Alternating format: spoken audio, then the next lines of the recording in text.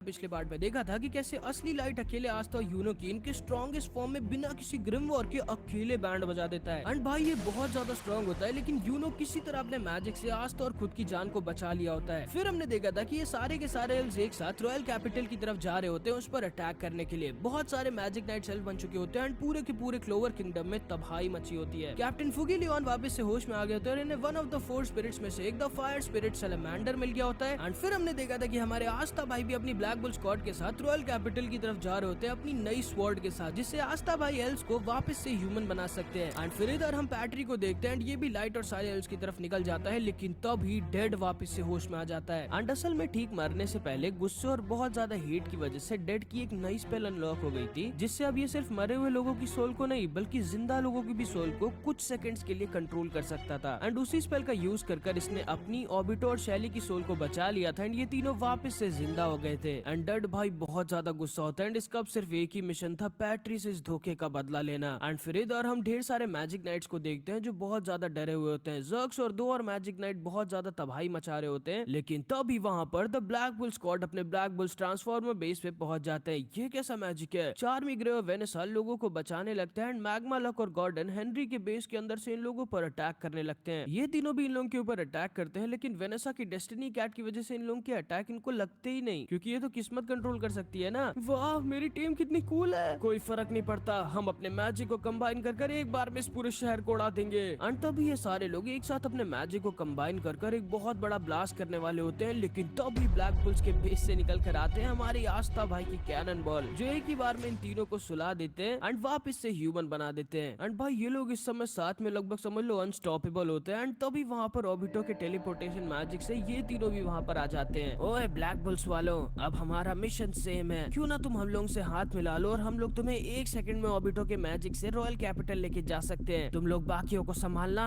और हम लाइट को संभालेंगे। बताओ, हाथ मिला। चुप है। एंड तो भी आस्था इसको पकड़ लेता है। तुम ही थे ना जिसने हमारे रॉयल कैपिटल पर अटैक किया था, उसकी सजा तो मिलेगी तुम्हें। ये लड़का पागल है क्या? अभी इन सब का टाइम नहीं है। और हाँ एक चीज और, हम लोग किसी को मारने नहीं वाले, हम सबको एक साथ मिलके सारे लोगों को बचाना होगा, समझे क्या?